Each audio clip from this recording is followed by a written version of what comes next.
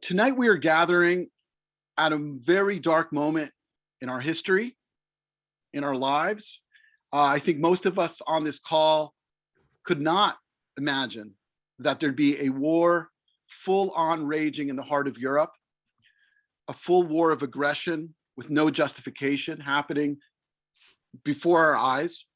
And with the wonder of the internet and smartphones, we see it all happening, unfolding before us, both the cruelty and the amazing heroism and humanity, all on display. In this confusion, in this shock, it became very clear that we needed a place for light, a place for dialogue, a place for insight, and we wanted to draw on the best of our university in order to make this happen. And it was Professor Jess Olson's initial idea to get this together, to realize that we have an amazing faculty, experts in the field of Eastern Europe, both historians and political scientists, and to bring their insights into this conversation. And I'll give formal introductions to the presenters tonight. I want everyone to know that there will be space for dialogue, for questions, after their initial very brief presentations. That each will present very briefly. But first, I'm really honored, in addition to the many, many wonderful people who are here on this call, we are above 220 participants right now. And it's clear sign that this is a need and that we're meeting a need that people are looking for. But before that, it's really my honor to invite Rabbi Dr. Ari Berman, the president of Yeshiva University, who the second he heard about this program as just an idea, he wanted to be involved. He understood the importance. He understood the importance of our scholarly voices in this dialogue and what it could mean for the community. And the YU community is not just our students, although they're primal. It is not just the faculty. It is a much wider community that extends across, way beyond Manhattan, across the United States, into South America, into Europe, across the seas.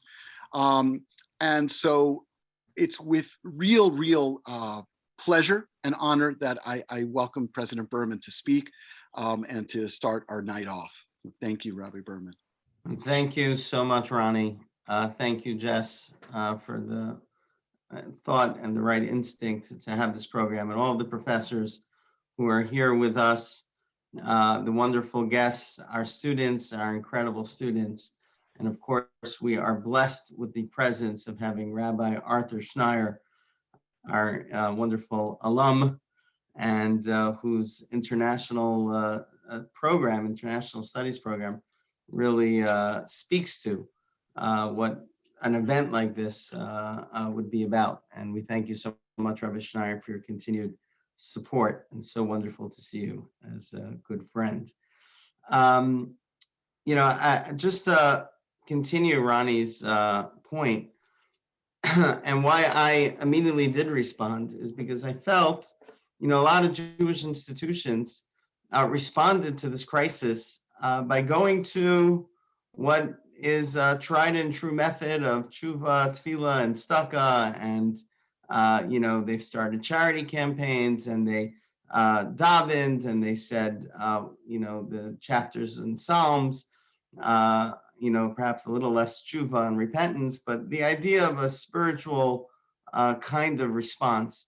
And I think that's very important. And of course, Yeshiva University supports all of that and advocates for those responses.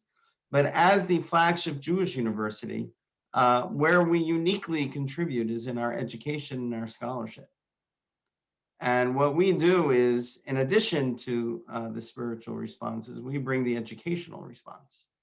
And that is to shed light on what is happening currently by looking at our past, looking towards our professors, our historians, our political scientists, to explain, to understand, both the causes and the consequences of such an amazing historic event that's taking place in front of our eyes.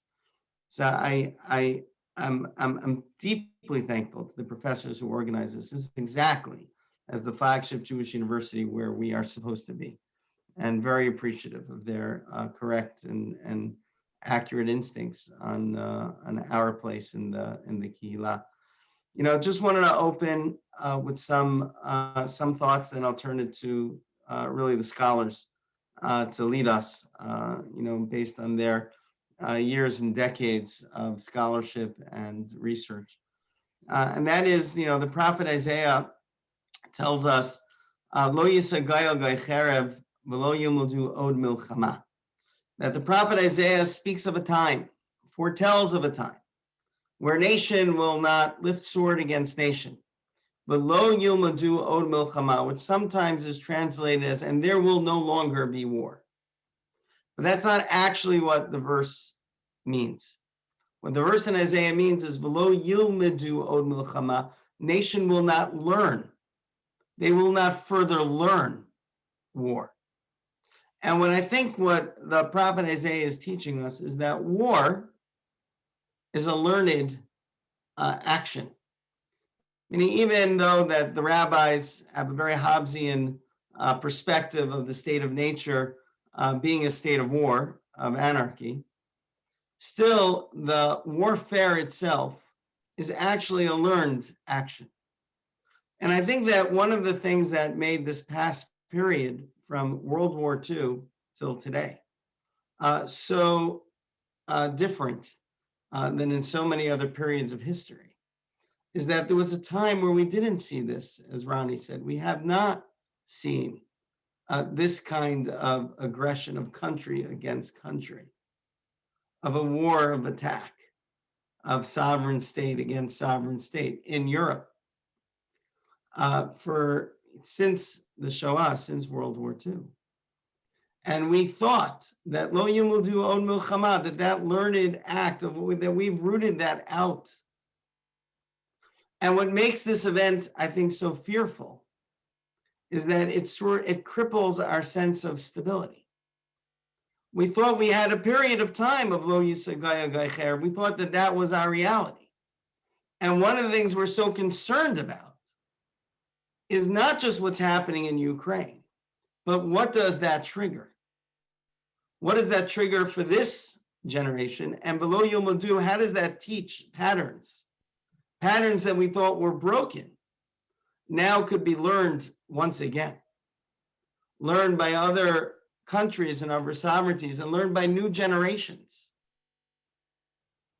And that's what's so scary. And certainly, in the presence of Rabbi Schneier, in the presence of a survivor,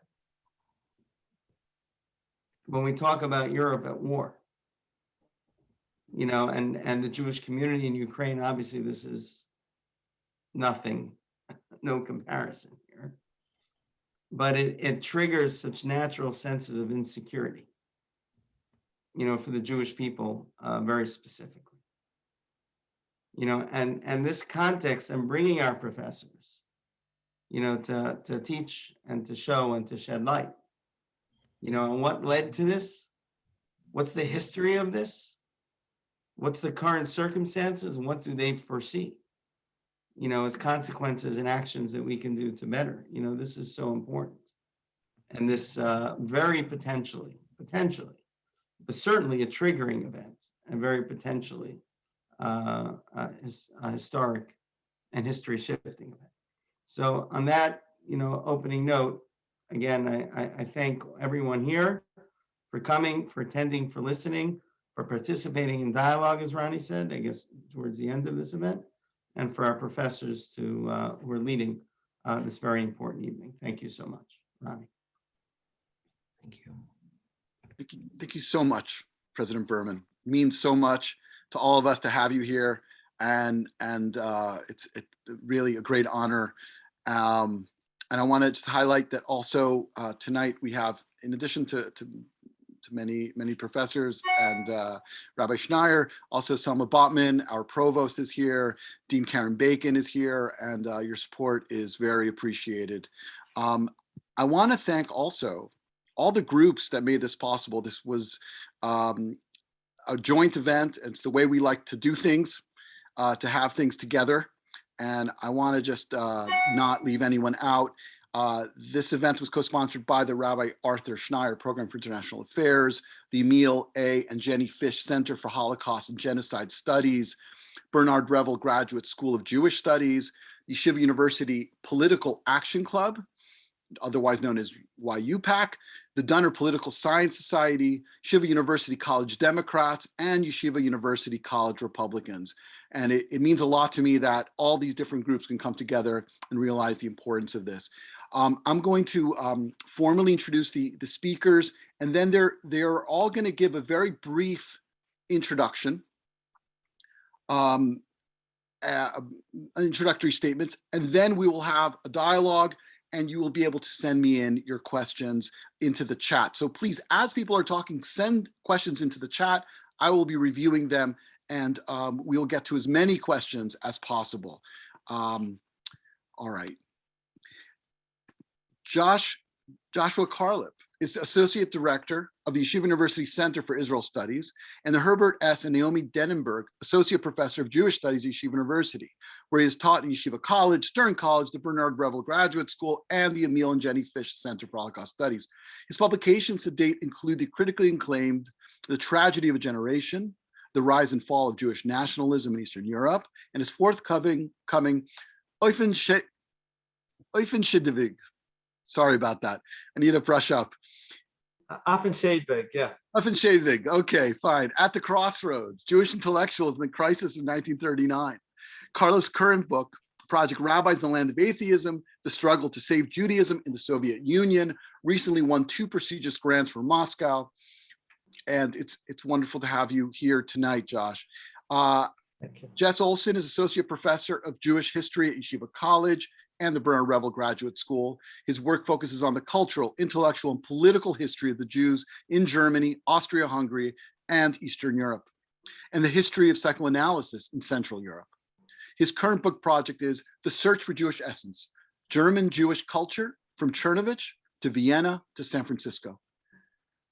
Dr. Shay Pilnik earned his MA in Jewish Studies from McGill University and a doctoral degree from the Jewish Theological Seminary here in New York in the field of modern Jewish studies. His PhD dissertation dealt with the commemoration of the Babi Yar massacre in Soviet Russia and Yiddish literature. From 2008 to 2014, he was an adjunct instructor at the Universities of Wisconsin, Milwaukee, and Oshkosh, lecturing on a variety of topics, including the Holocaust, modern Jewish history and culture, Judaism, Hebrew Bible, and the religions of the world. And we are very happy that he has come out back to New York City to head the Fish Center. Dina Shvetsov is getting her PhD in politics at the New School for Social Research. Her dissertation focuses on state centralization and regime consolidation through the lens of property relations in Russia. She's a member of the American Slavic, Eastern European, and Eurasian Studies Association and Association for Women in Slavic Studies. Maria Zaitseva is a clinical assistant professor of political science at Yeshiva University. Her areas of expertise and research interests center on international relations, including international security, US foreign policy, terrorism, and proliferation of weapons of mass destruction. The courses she has offered at Yeshiva College and Stern College for Women have been broadly based on these topics and issue areas. And it's really our pleasure to have you on here as well, Dr. Zaitseva. And finally, Joshua Zimmerman is a professor of history and chair in Holocaust Studies at Yeshiva University. He's the author of The Polish Underground and the Jews, 1939 to 1945, which appeared in a Polish translation in 2018. He has also edited 2 volumes, Contested Memories, Poles and Jews During the Holocaust and Its Aftermath, and Jews in Italy Under Fascist and Nazi Rule. His forthcoming book, Joseph Pilsudski, Founding Father of Modern Poland, is coming out in June with Harvard University Press. And just to mention something that's hot off the press, or the virtual press, he has a wonderful article in Politico, which I'll be putting into the chat and people can take a look at, that just came out on the current crisis. And without taking any more time away from our speakers, we are going to have a chronological overview, and we're going to be starting in the earlier period with Professor Jess Olson. Thank you, Ronnie. Thank you, President Berman. Thank you to all our sponsors. It's a real pleasure to be here today. So I'm going to jump right into it. My inspiration for suggesting this panel to Ronnie, and again, thanks to Ronnie to really jumping on it and this succeeding far more than I would have imagined, was really anger. And the trigger of my anger was President Putin's repeated statement that there is no such thing as Ukraine, that Ukrainian culture is some sort of chimera, some sort of made up thing, which I took as a personal affront. My perspective on the subject is a little bit perhaps different from other members of the panel in that I come to it in a sense from the West, from West to East. I'm a historian of Austria-Hungary. I'm a historian of a part of Ukraine that we usually refer to in my field as Galicia. In the Jewish world, it's the world of the Galicianers. This is a territory, the centers of which are Lviv in the far west, Czernowitz or Chernivtsi. So I slip into the German. I'm used to calling it Lemberg and Czernowitz, Chernivtsi and Lviv rather than Kiev and Kharkiv. For me, this is a land of such deep, dense, beautiful cultural history. It's the land of Ivan Franka and Olga Kobylianska. It's the birthplace of Yiddish linguistics. It's the birthplace of Paul Celan, Aaron Appelfeld, Gregor von Ritzori, Shai Agnon, Wilhelm Reich, Meir Balaban, one of the fathers of Jewish historiography, Solomon Buber, the grandfather of Martin Buber, and a major collector of Jewish manuscripts in his own right, Stanislaw Lem from Lviv, Shir Shlomo Rappaport, one of the most important contributors to the Jewish Enlightenment in Central Europe. This is a complex, a multi-ethnic and a diverse land with a great deal of trauma and violence, but which has nevertheless created a verdant field of cultural flowering in spite of the violence and trauma. And central to the idea of Western Ukraine, in my opinion, is that it is a real threat to Putin, right? Because it is the cradle of the idea of Ukraine as a nation, as Ukraine is a linguistic culture, and as an experiential identity all of its own. Western Ukraine is the target of Putin in the purest sense.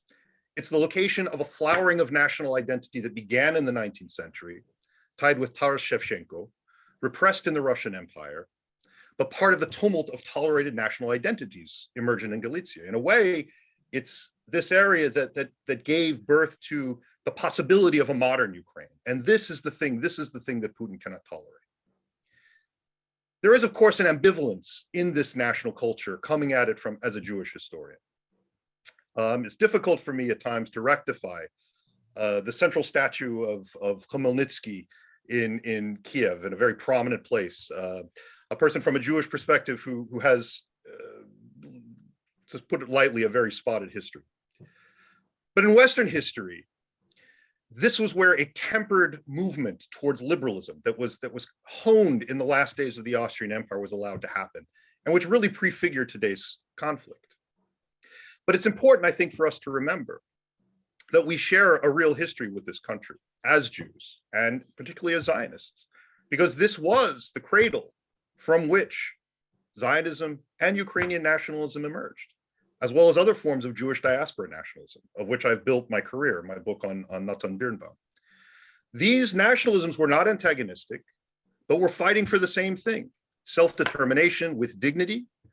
And they achieved an alliance in the elections of 1907, the first elections in the Austrian Empire that featured universal male suffrage.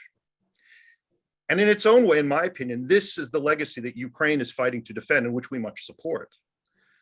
And it's under the leadership, and I think with good reason, of a president, Vladimir Zelensky, a Jew named after the Kievan prince who brought Christianity to Kievan Rus, Vladimir the Great, the ancient predecessor to Ukraine. This is the target of Putin. This is what he's trying to break down. This is, I think, a huge part of our moral imperative to speak up at this time of crisis. Thank you.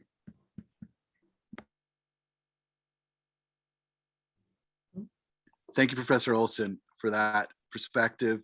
We're going to move on to Professor Josh Karlip. Yeah, thank you, Ronnie.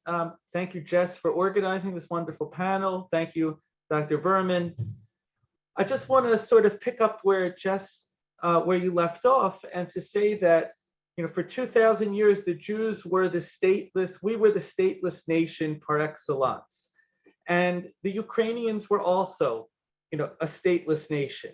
They were a stateless nation spread out within several empires, most prominently and mostly the Russian Empire and the Habsburg Empire, the Austro-Hungarian Empire, as Jess said. And another parallel, and this has to do with my own work in my first book, where I studied Yiddishism and diaspora nationalism, was that those who denied Jewish nationhood said that Yiddish is nothing but a degraded form of German. Similarly, Russians historically said exactly what Putin said over the last couple of days, that Ukrainian is not a language. There's large Russia and there's little Russia, and there's the little Russian language. And so much of what the Jews were fighting for, both in terms of diaspora nationalism, but also in terms of Zionism, was for national rights and national determination, for linguistic rights. And this is exactly what Jess said, what Putin is trampling on. And this is the historical, I have studied Ukraine at different moments of its history. I studied in my first book, Kiev at that moment, that promising brief moment, 1917 to 1919 or so, of independence before it descended into anarchy and civil war, when Jews were offered broad sweeping national autonomy. But of course, as Jess said, that was overshadowed by the terrible pogroms that were perpetrated both by Russian forces and by various Ukrainian forces. But in my most recent, my current research, just 2 weeks ago, I was sitting in the National Library of Israel in Jerusalem, holding in my hand documents, letters, shuvot, written by rabbis in the Ukraine in the 1920s, once again under Russian rule and under Soviet rule. The same Russian rule that now Putin is trying to reinstate in the Ukraine. And, it just makes us realize just how deeply, deeply embedded Jewish history is with the Ukraine on all levels. On all levels and multi levels of struggle. Struggle together with the Ukrainians in 1917, then the pogroms, struggle against the Soviets and against the war against religion in the 20s and 30s, etc. And one thought that just struck me, and then I'll, and with this I'll end, that independent Ukraine lasted for about, less than 3 years, 100 years ago. And now it lasted for 30 years. And after 30 years, I really believed that it was here to stay. And now what we see what's happening is just, is just incredibly shocking.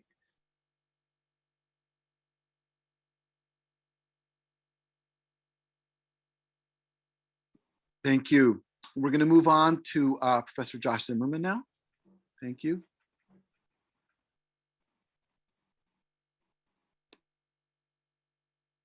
Well, first of all, thank you so much to Jess, Ronnie, for organizing this, and to Rabbi Berman for the opening remarks.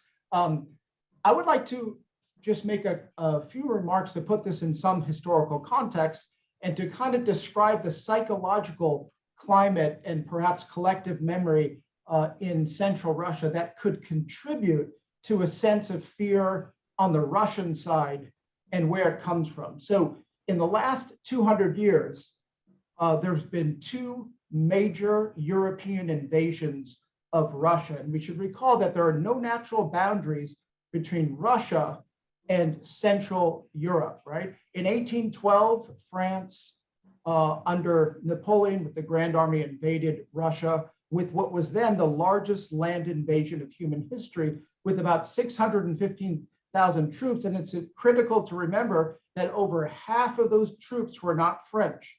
They were Germans, Poles, Spaniards, Norwegians, an all-out invasion of Russia, getting all the way to Moscow, with well over 150,000 Russian soldiers dying in that. Now, they were able to counterattack and repel France. Now, if we just turn the clock into the 20th century, in 1941, Nazi Germany launches an all-out invasion of Soviet Russia in June 1941. And we should remember that it was accompanied by the armed forces of Italy, Romania, and Hungary, with over 3.2 million soldiers, which was then and still is the single largest land invasion of human history. And they ravaged the Russian lands and peoples so severely that by December 1941, that's in 6 months, historians believe that already 4 million Russian soldiers had perished, which is kind of hard to even contemplate. By the end of the war, we think that over 8 million Russian soldiers perished, more than Jews in the Holocaust, and approximately 17 million civilians casualties. Now, these are just impossible to even contemplate these numbers. But I think because of this history, there's a fear of European encroachment on Russian lands or territory. And I would like to just, if I could share one map with you to give you some sense of where the Russians are coming from. So if you can see this, what this shows is that after World War II, what became the European Union began with, in purple, the Western and Central European countries. And in the course of the Cold War between the 1970s and early 1990s, the European Union expanded northward to Sweden and Finland, southward to Greece and Spain, but not eastward, not threatening from the Russian point of view. But as you can see here in the blue, between 2004 and 2015, all these countries, some former parts of the Soviet Union, the Baltic states, plus all the former East Bloc countries who were under Soviet, who were behind the Iron Curtain and did not pose a threat to Russia, entered the EU, Poland, Czech Republic, Hungary, Romania, Bulgaria. And there was this sense, and remember, when that happened, Russia hotly opposed that and said it was encroaching, and they felt like they were being surrounded. And the only barrier now between Russia and Poland, which is the land bridge that divides, that leads between Russia and Western Europe or Central Europe, are the independent countries of Ukraine and Belarus that stand outside of the European Union and outside of NATO. And what is clear is that while Putin is using this as primarily a security concern, the fact is that from 2014 to the present, Ukraine began a clear path towards the West with an association agreement with the European Union in 2014, democratic elections, peaceful transfer of power. In 2019, Zelensky was elected, and clearly was moving towards membership in the European Union. And the Ukrainians regard themselves as inheritors of the Western tradition, and want close ties with the West and Europe. And the idea that Putin of Russia is going to prevent them from their rights of sovereignty and self-determination from moving towards that is something that they obviously are opposing. And right now, Putin is using this as a pretext to go into Ukraine. But in fact, I believe what the foreign minister of Ukraine has said, and the Ukrainian ambassador to the United States has said, which is, this is not about security. It's about the spread of democratic institutions, the rule of law, and the Western tradition right up to the borders of Russia. That is the concern, not security, but the dangers of democratic ideals reaching the borders of Russia. So that is the pretext, but the danger of the obliteration of Ukraine is that if Russia reaches reaches up to the borders of the European Union, at that point, he will demand the removal of NATO forces from these countries, something he knows cannot be accepted, and he will use that as a pretext for more military action. So I'll pause there, and thank you again.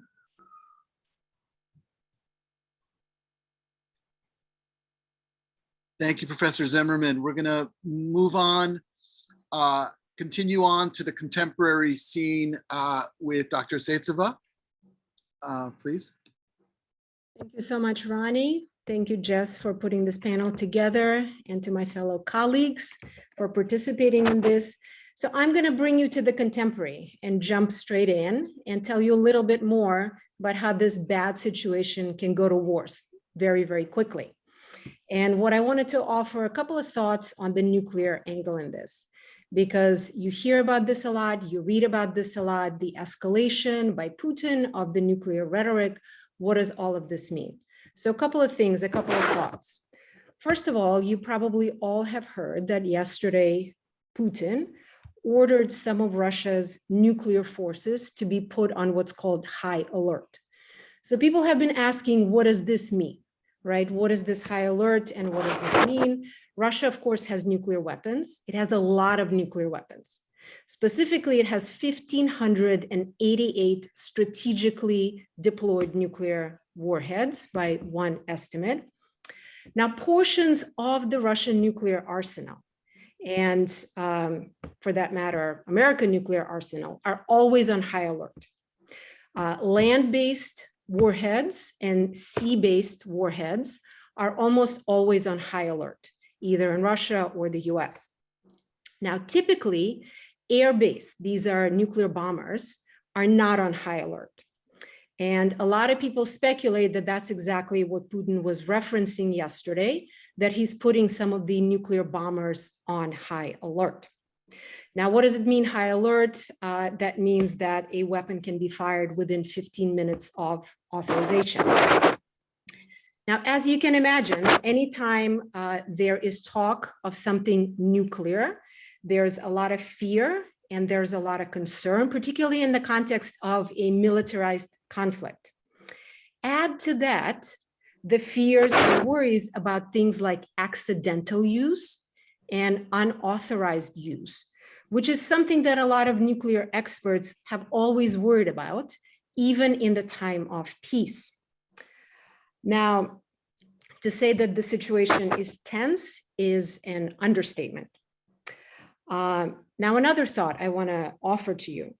There have been rumors yesterday that the chief of the general staff in Russia, General Gerasimov, was fired after this announcement about the high alert. Now, these are rumors, and I do not want to perpetuate these rumors. They have not been confirmed. But what I want to talk about is the possibility of internal dissent in a time of war. Now, Putin relies on the support of his inner circle and also on the support of the general public in Russia. And I believe that my colleague Dina is going to address some of this support in her remarks. Now, any sort of internal military dissent in Russia right now would be insignificant development in this conflict. Even when you have cracks in the internal support for an authoritarian leader, particularly one who has access to nuclear weapons, worries should go up. Yes, we would love to see anti-Putin support building among his entourage and among his siloviki and oligarchs.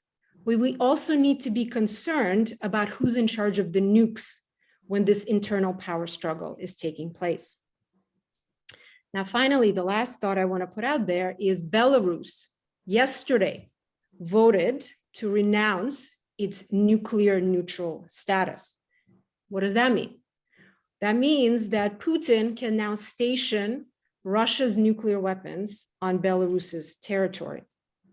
Now, I think out of these three thoughts that I've mentioned, this last one might be the least consequential, because it might make very little difference whether a nuke is fired from the Russian territory or Belarus's territory. Have we been here before? Yes. October 1962, Cuban Missile Crisis. And here we are again. And I just hope that this crisis is resolved peacefully, just like it was back in 62. But I would not completely and totally dismiss the worries and the threats about nuclear escalation and nuclear behavior coming from Putin as pure posturing or saber rattling, as some commentators have said. This is serious stuff in the context of a crisis. And at some point, I think that de-escalation might probably be the correct way to go. Thank you. Thank you very much. That's some chilling material you're talking about. Thank you. Thank you, Dr. Zaitseva. Now we turn to Dina, Dina Shvetsov, who will be talking again on the contemporary scene. Please, thank you very much. Thank you, Ronnie, and thank you, Jess, for making it possible. I'm quite honored to participate in quite unique and actually phenomenal panel. I'm a scholar of Russian society, so I'd like to focus on the situation from the perspective of the Russian society. And the focus of my research is Russian state formation and the evolution of the political regime in Russia. So that heavily informs my perspective on the ongoing situation.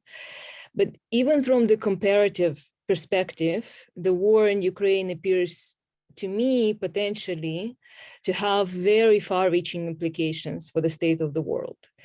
Beyond the nuclear crisis that Maria was talking about, the possibility of Russia taking over Ukraine without repercussions means a greater possibility of China taking over Taiwan, acquiring control over the South China Sea, and fully subjugating Hong Kong. We also must not forget, and must, in the heat of the moment, that Russia is also aiming at taking Georgia, to which Putin alluded in the same speech in which he declared 2 regions of Donbass as sovereign republics. This threat is experienced by Georgian people right now very acutely.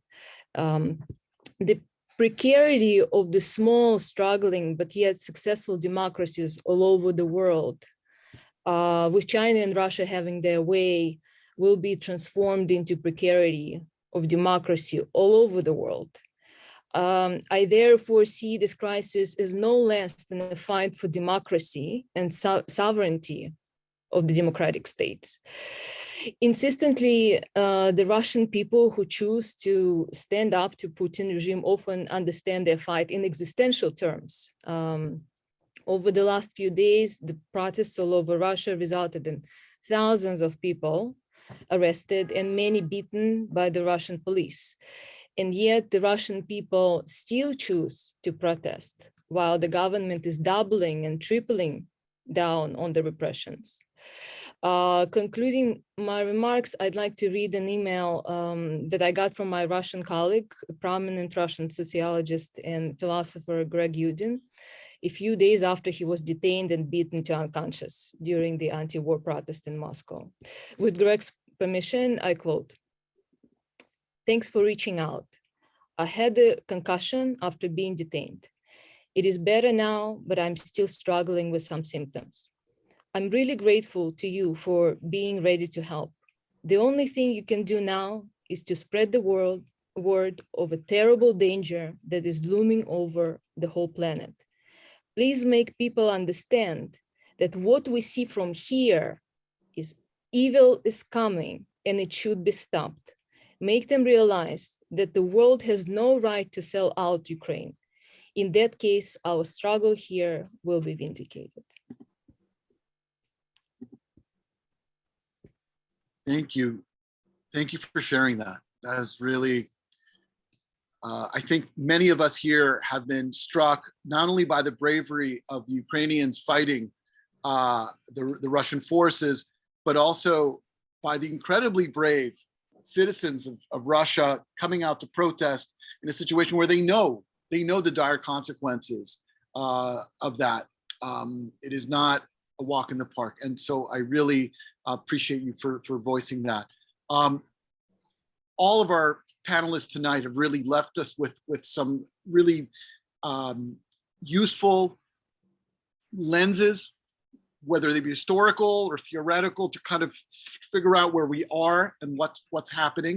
As you know, the past is very much with us right now, and yet we're in a completely different place. And so we need to kind of work on multiple levels.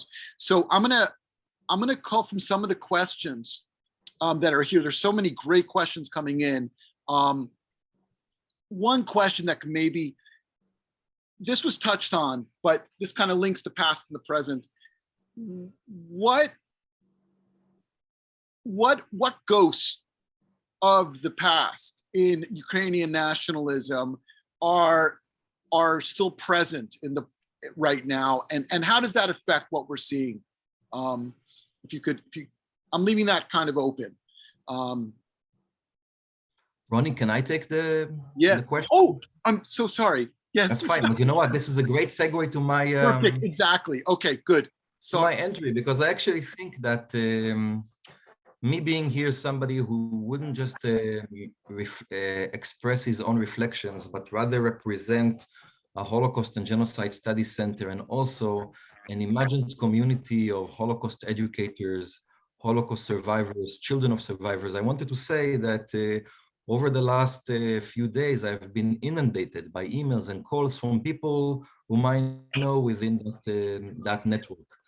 And I have to say that when we connect past, present, and future, that I hope I can express the feeling that this is said obviously, that the Holocaust survivor community, sorry about the noise, this doesn't come from me. The Holocaust survivor community would not be the natural ally of Ukrainian nationalism as a spiritual, cultural entity, and I would even say, for the most part, of the people of Ukraine.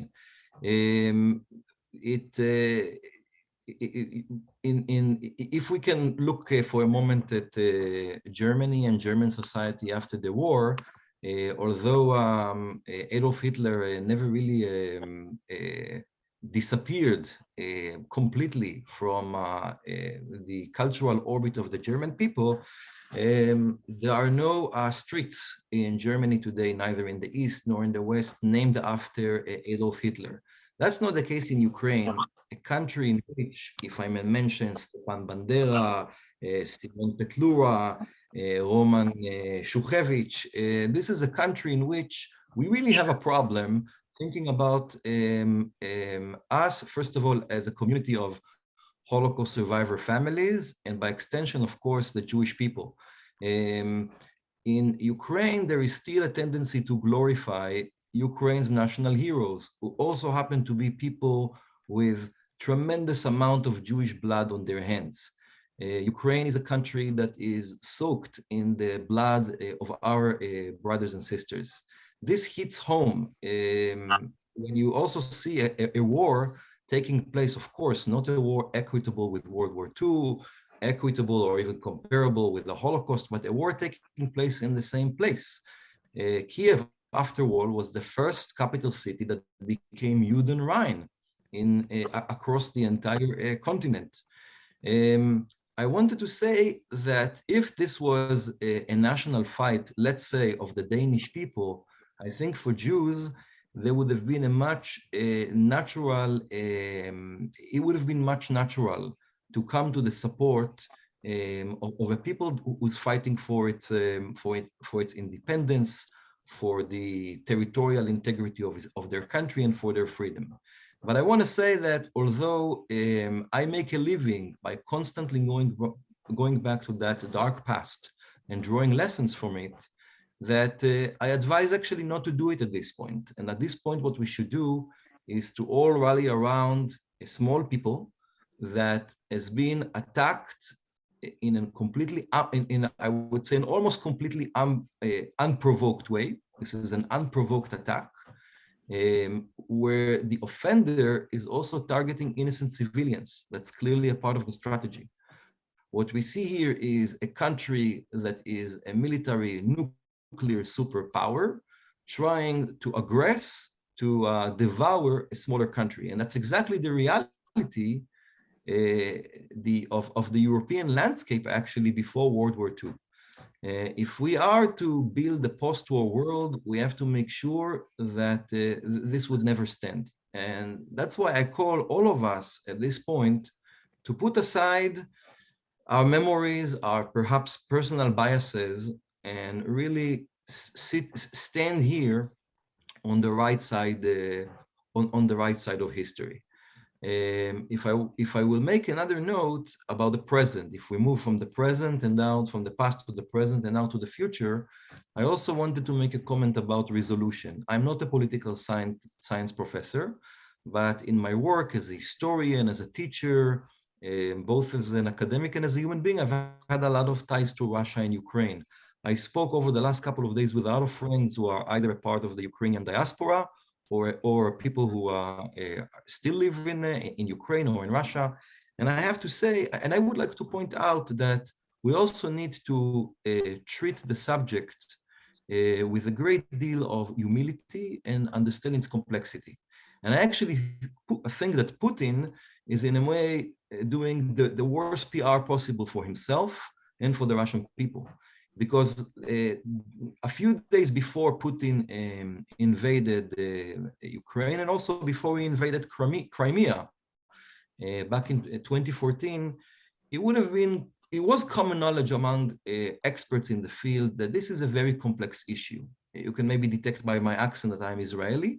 And I also know that a lot of outsiders have, blanket, very simple solutions to the Palestinian-Israeli conflict, which they do not understand. So I have to say that the conflict between Ukrainians and Russians is indeed a linguistic, cultural, it's harmony and conflict, a cultural, national conflict that has been going on for hundreds of years. To resolve it is not going to take a couple of days, but we have to make sure that the resolution would not take the shape of this kind of a brutal attack on apartment buildings in the heart of Europe. Thank you, and it was a perfect segue. You're right.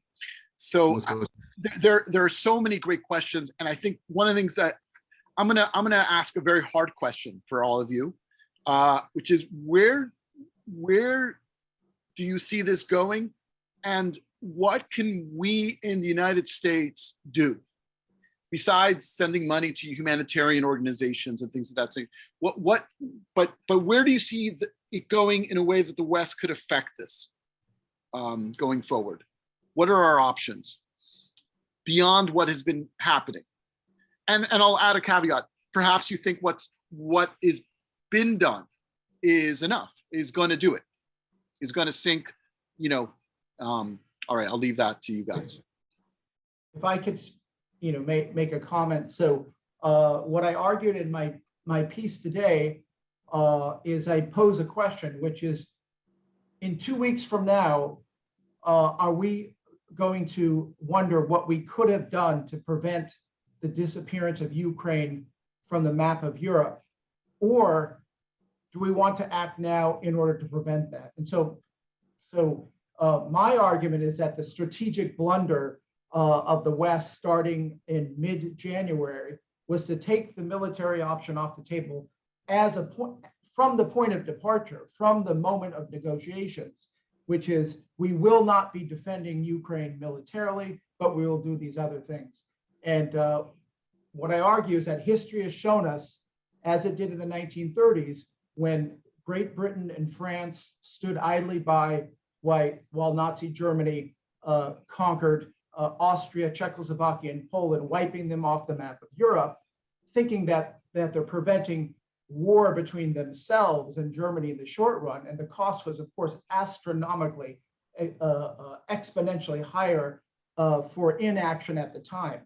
And so I wonder myself, if we shouldn't have or impose a kind of no-fly zone or draw a red line in the sand that if Kiev falls, that a no-fly zone will protect what territories of Ukraine are still under its control. If need be, of course, if the capital falls, that's not the fall of Ukraine, but that capital obviously would have to be relocated, possibly to Lviv, but that the West actually defends the territory of Ukraine. Because it's obvious, I think, to everybody that the most draconian of sanctions is not going to halt the advance of the Russian tanks into Ukraine, the threat and implementation. So I think the moral question is, do we act now, or do we have a much greater conflict later when the border of Russia moves up to the EU and threats continue and demands continue and destabilization continues? So that's my kind of question or kind of moral challenge to the West right now. Yeah, you put that really clearly in the article. I highly recommend it in Politico today. Maria, you were going to say something to that? You want to, yeah, please. Yeah, I think maybe I would want to redirect the question a little bit, Ronnie, as opposed to asking what can the West do to cause a reaction or cause an outcome. You know, a lot of what I've been thinking in the last several days and reading about and people talking about is internally, how can we assist this internal dissent or change or cracks that I was alluding to in my remarks? And it's sort of, on a two-level problem. You know, you have the general populace, and my colleague Dina was talking about this a little bit, you know, people coming out and protesting, even with the fear of being arrested and being arrested. But I think the situation is quite complex. It's not just, you know, yes, I personally, and I'm sure Dina as well, are hearing shocks and support for Ukraine, and we're speechless, and how could this happen? But we also must remember that there is a significant chunk of the Russian population that is still behind Putin and buys into his very warped nationalist propaganda that has been fed to them for the past however many years, certainly since 2014 and the takeover of Crimea and the need to take Ukraine back. So there are still millions upon millions of people in Russia who support him, right? And on the other level, on sort of the more Putin entourage level, right? Yes, maybe we're seeing cracks, and we're seeing some oligarchs in the last few days saying, you know, this war has to end, breaking ranks with Putin. But I would challenge us to sort of redirect this question and conversation a little bit in terms of how can we provide support or assistance or enable this internal breaking of ranks with Putin? Because really, when you think about it historically, when leaders have been deposed, and, you know, we were talking a little bit about this before this panel, perhaps the last dictator who was removed in modern history is Mubarak in Egypt. This was internal removal. This was not the West or the US or anybody else coming in and saying, you got to go. These were people inside Egypt removing him.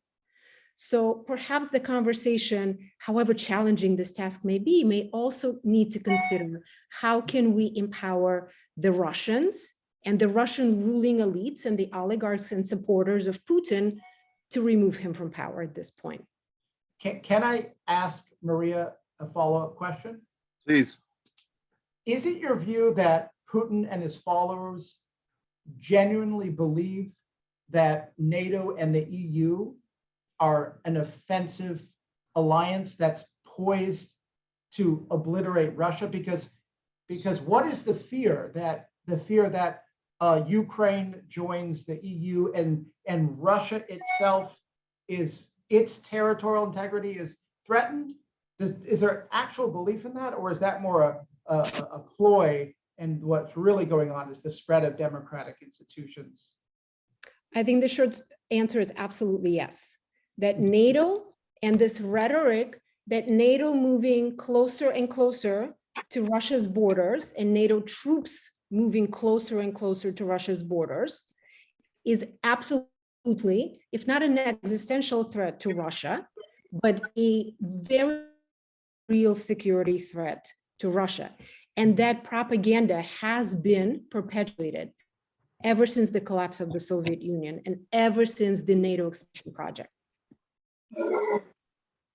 Thank you. So please, Dina, please. Just a short comment to that. It's just helpful in historical terms to think about the fact that Russia has been enlarging its army since 2014. It was a very expensive, consistent effort, and that kind of preceded the rhetoric against nationalists in Ukraine. So we can make a conclusion out of it that the NATO expansion was a real concern already. And then the political rhetoric kind of was added to that, if not simultaneously, but post factum. Can I add something here? A question, which is, what does Russia produce? It produces oil, right? That's its main, it really has no other industries of note. Is there an awareness among the elite in Russia that this is going to end? That at some point this is no longer going to be the golden spigot that it has been? And does this produce an anxiety that says that they have to then control by force, right? That they need to kind of, instead of putting all that money, from the military into innovation, this move is it. Have you guys seen any of that arise in the discussions? The role of the energy economy, or the monoculture of energy economy in Russia, and the way it plays into the authoritarian tendencies there. I don't know if that's come up. Maybe, I think it's a big piece that obviously the dependency of Europe on gas and oil from Russia is a big piece of why Putin has been able to build himself up. But the fact that it will end, sooner or later. Yeah, I'm curious what you guys think. Maria, please. Muted. I think Putin doesn't think it's going to end. And I will tell you one little tidbit that I found incredibly interesting. On Thursday of last week, the day that Russia invaded Ukraine, there was a international representative guest having a lunch with Putin in the Kremlin. Guess who that international guest was? It was the Prime Minister of Pakistan, Mr. Khan. And Mr. Khan was in Russia, in Moscow, having meetings and conversations with Putin about developing an alternative pipeline project that would run from Russia to Pakistan, and then presumably supplying part of Southeast Asia. So energy politics is huge in the story. And I think Putin still believes, despite having attacked a sovereign state and then having lunch with somebody about a pipeline, that this will continue in perpetuity. Mm-hmm. So that keeps it going for sure. Yes. I mean, also, Russia has been hedging their energy efforts, and it will be surprising for some to know, because it's not a very common trope in the media that Russia is expanding its energy sector in the nuclear power. It has been building nuclear plants in countries like Turkey, and they developed a particular model where the nuclear plants cannot be operated without Russian engineers involved. Also, Russian government subsidizes this energy, nuclear energy plants. And right now, more than half of the nuclear energy for civil uses is actually controlled by Russia all over Asia and in some countries of the Middle East.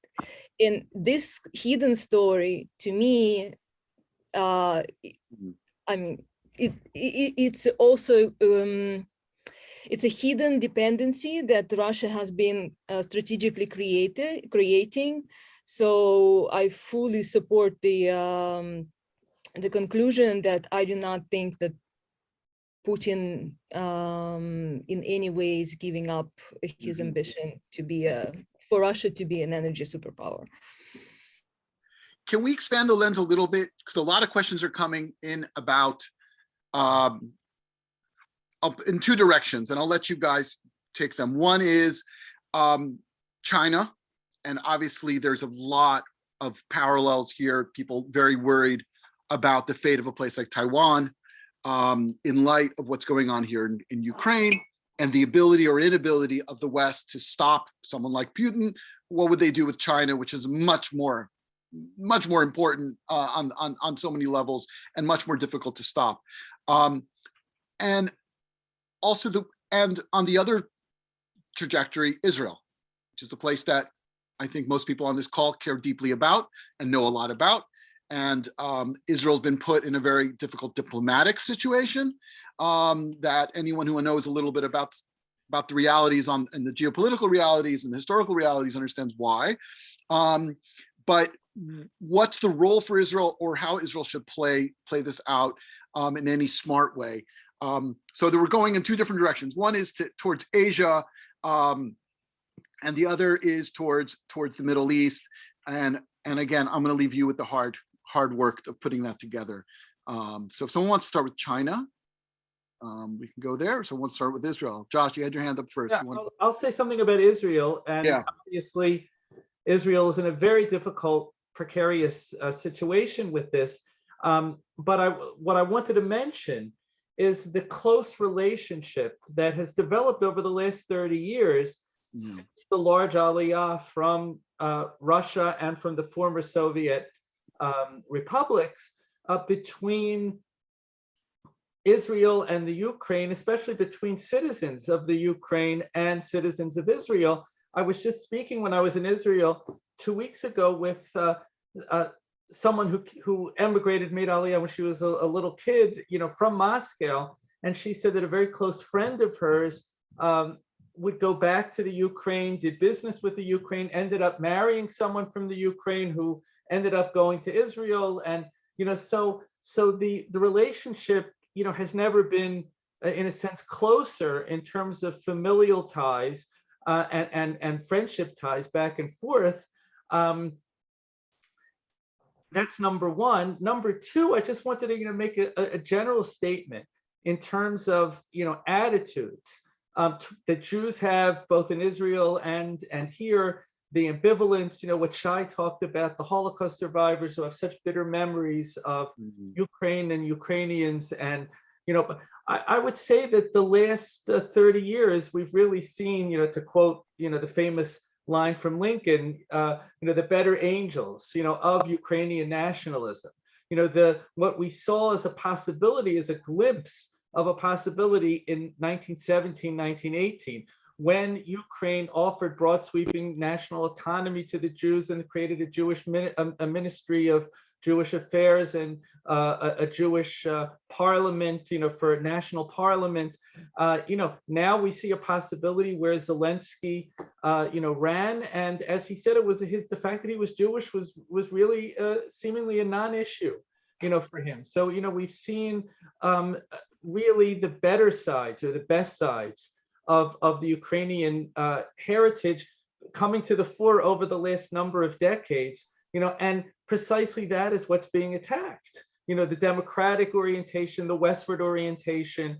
And and the last thing I'll have to say, the one last thing I have to say is that I can't help but, say that the major difference for the Jews, in Ukraine and in Russia from 100 years ago is that Israel exists.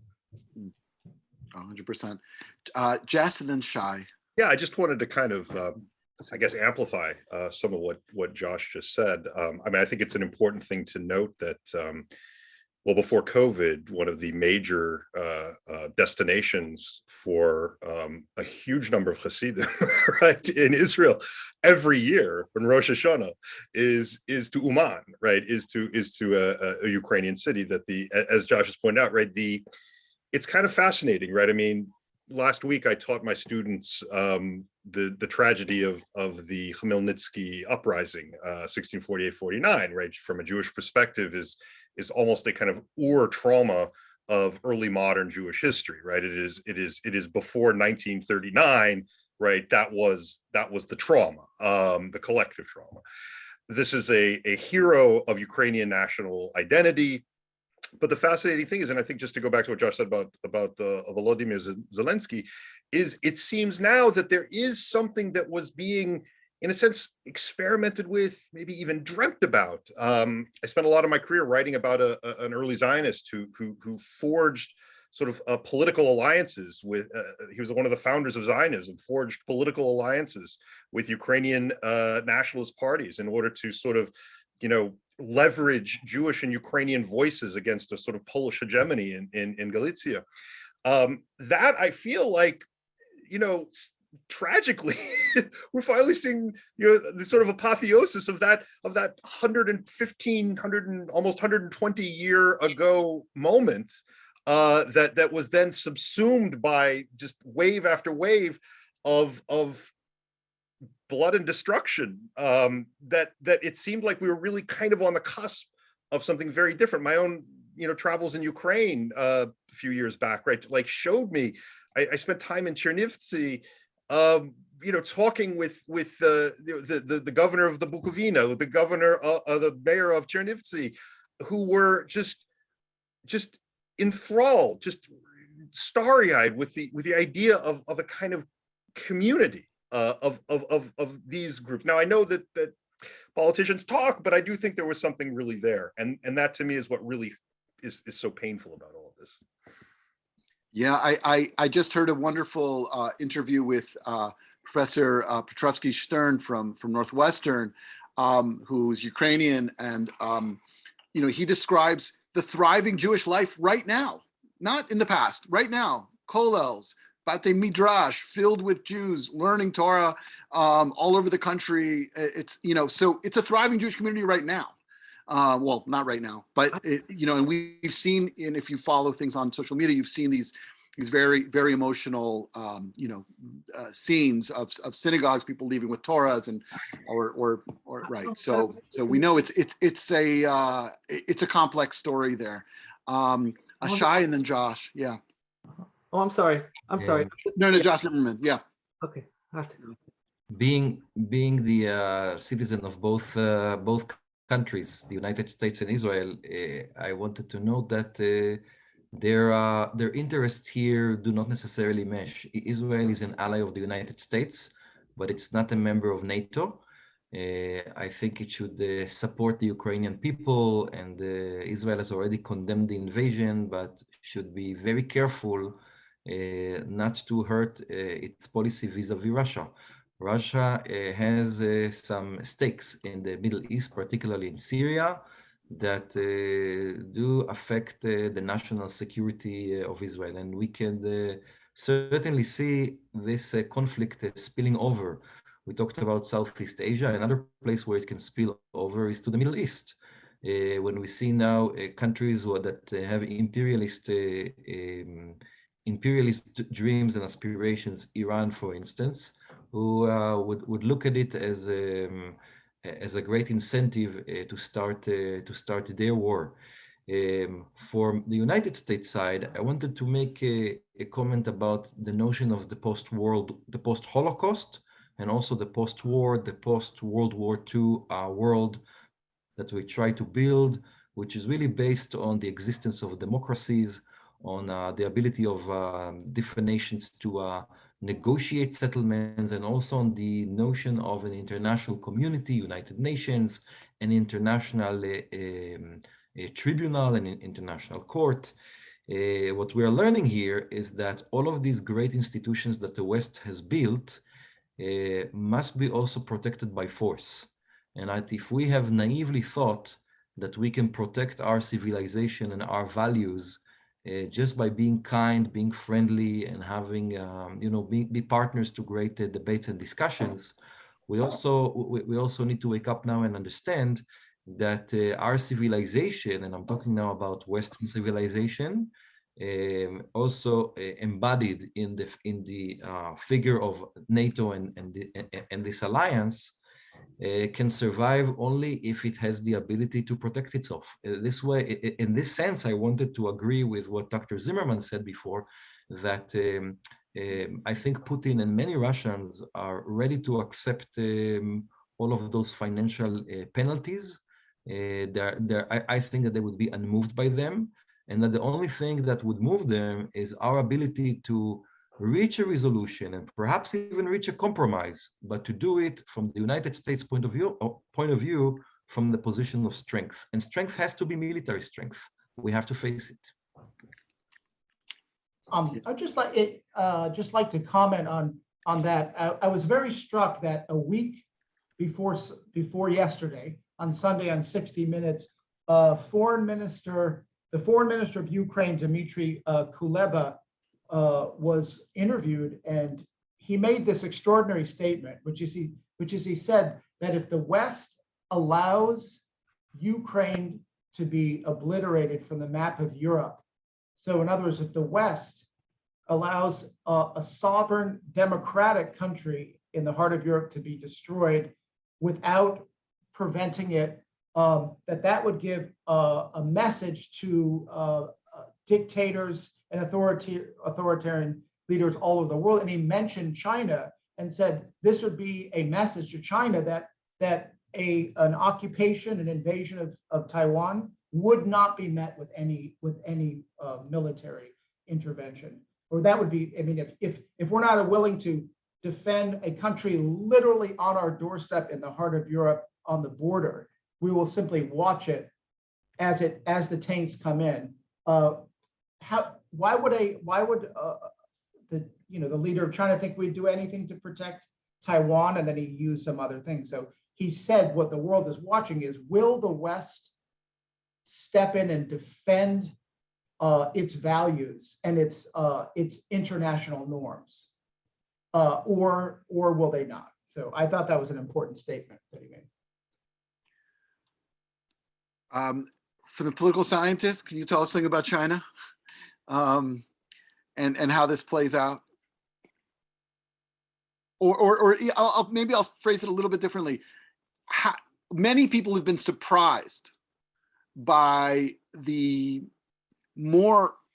overall unity of Europe and the United States to impose hard sanctions, to be very, very clear in their statements. Many people have been surprised by this. People thought this wouldn't be pulled off.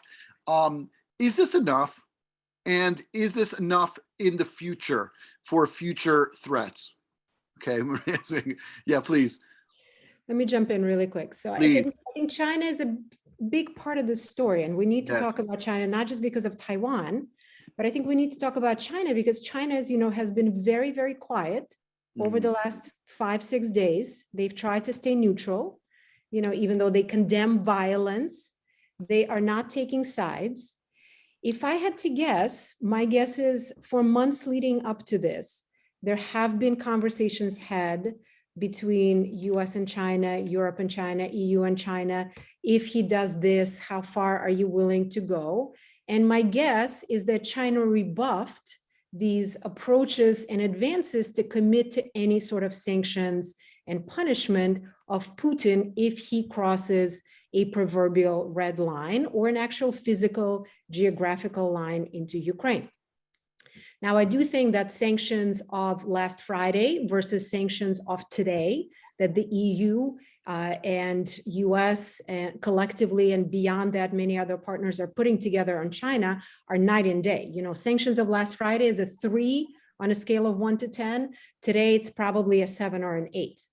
But they're never going to be a 10 without China's participation. If China is willing to finance, if China is willing to buy, whether it's oil, whether it's gas, whether it's other products, these sanctions will never reach the 10 level. But China is not willing to play. So, it's a tough, all of us have been saying, if this was a magic solution, this is what you need to do. If you just send troops or if you just send sanctions, it will be resolved. It would have been done by now. This is quite complex and multi-layered, and China is a big player. It's also waiting to see how this plays out and if Putin gets away with it. And if he does, of course, Taiwan is next on the list. And as my colleagues are saying, there's going to be virtually nothing. If we cannot do anything in order to defend and support an independent Ukraine, what are we realistically going to be able to do to support Taiwan? Right. And we know the complex web that China has all over the world in terms of mineral resources, mining, all the things we need for these high-end batteries for electric cars. The Belt and Road Initiative, they've been putting in the amount of development they put into South America, into Africa.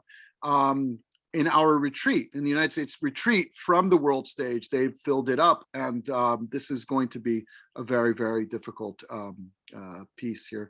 Dina, I think you had I think you were going to say. Yeah, I'm enthusiastically nodding precisely because I wanted to add the African piece to the conversation and new scramble for Africa, where both China and to much less extent Russia are active, but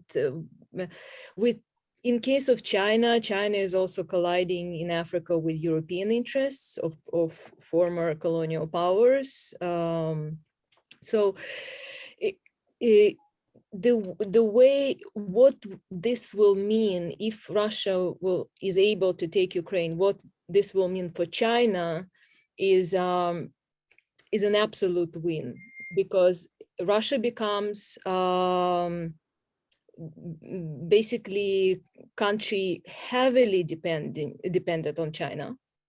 The only market for the energy, also, and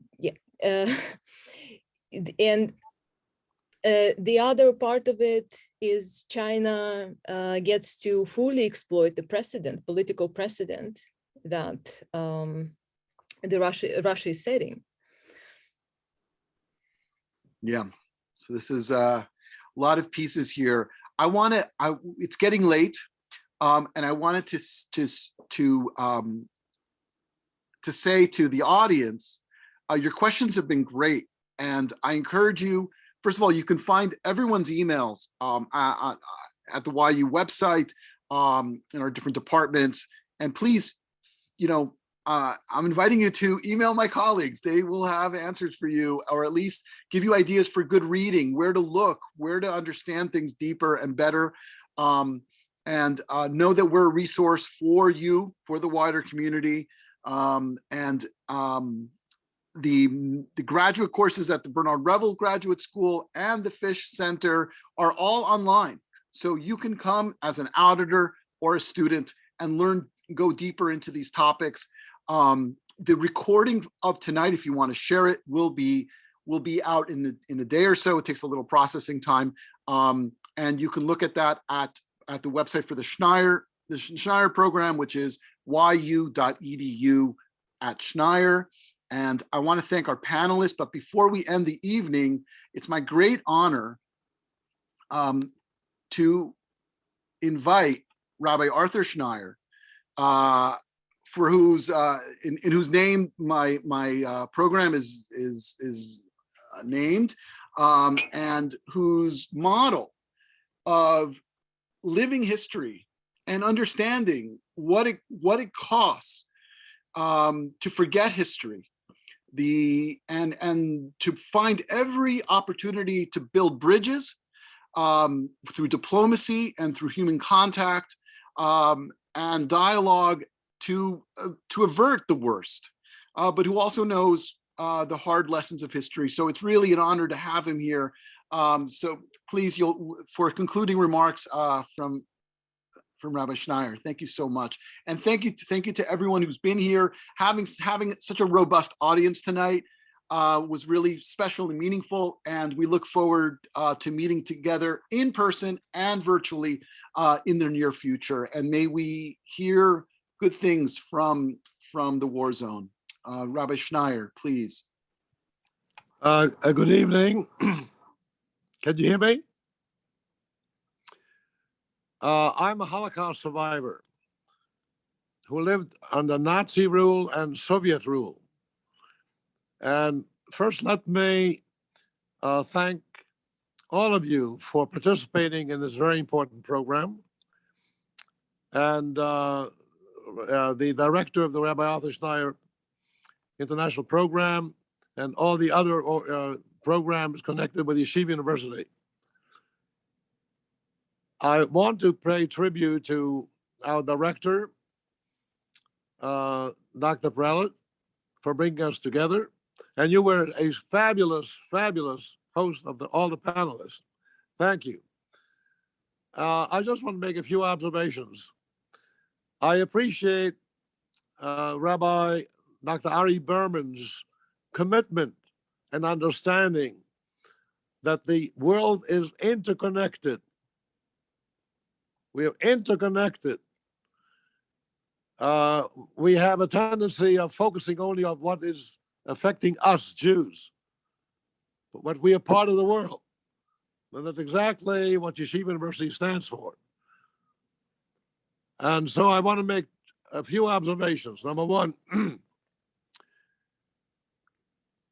we have a humanitarian crisis. As a result of this war, we may have 4 million refugees.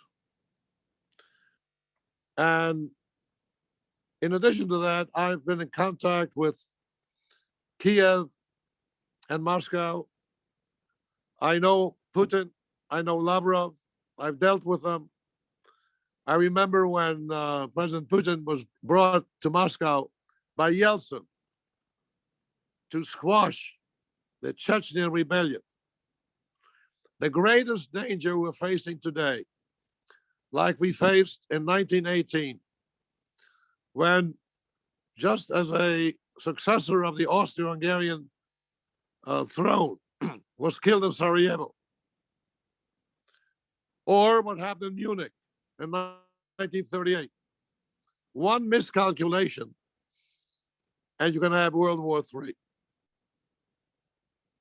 So we have an immediate crisis, and I think our most critical ambition has to be ceasefire, ceasefire. But that takes two to tango. Second, let's understand how it also affects the Jewish communities, both in Ukraine, where we have 220,000 Jews who rebuilt their life, religious life, cultural life,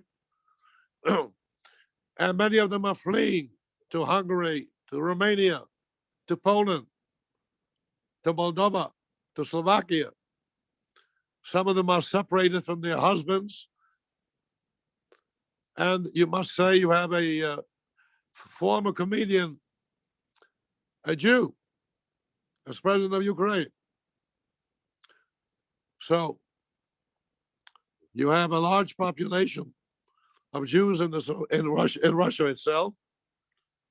And now our responsibility, yes, we need to pray that there will be a ceasefire.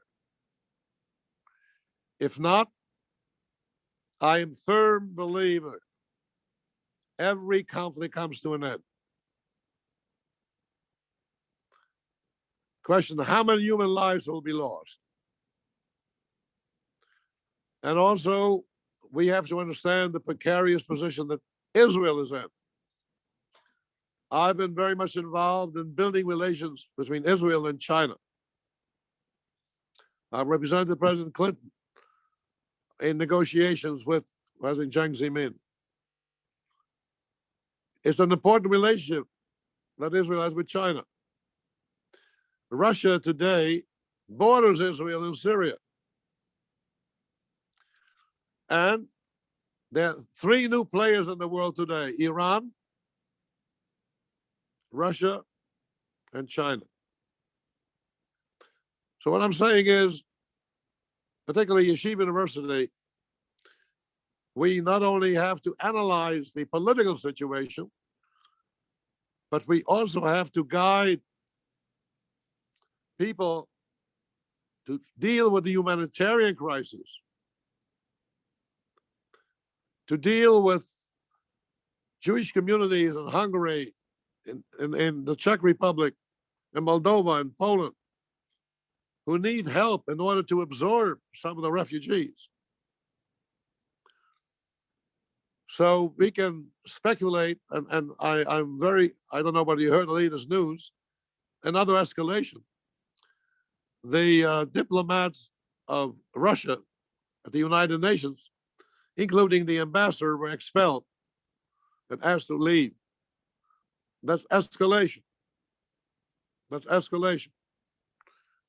So we have to pray that there should not be an accidental, out of control nuclear confrontation that not only affects Russia and Central Europe, it affects us because we live in an interdependent world.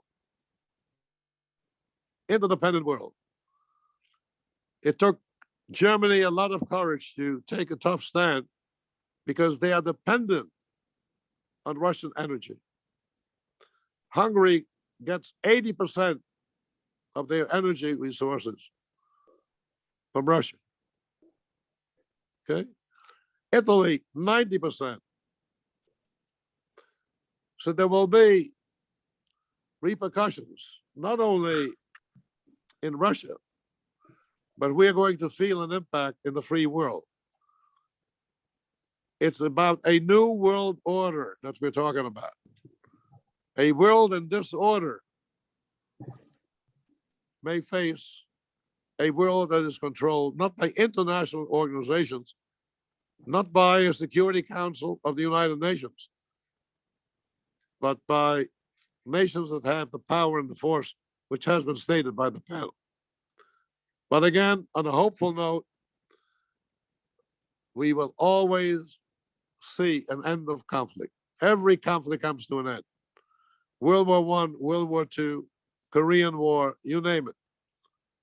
Question, how many human lives will be lost? That's the question. So whatever we can do on a humanitarian basis, whatever we can do to be bridge builders, yes, is our self-interest. Living in an interdependent world. And this is why we have the very important premise in Judaism. We are all dependent on each other. Kol Yisrael arevin zeh al zeh. All of us are dependent on one another.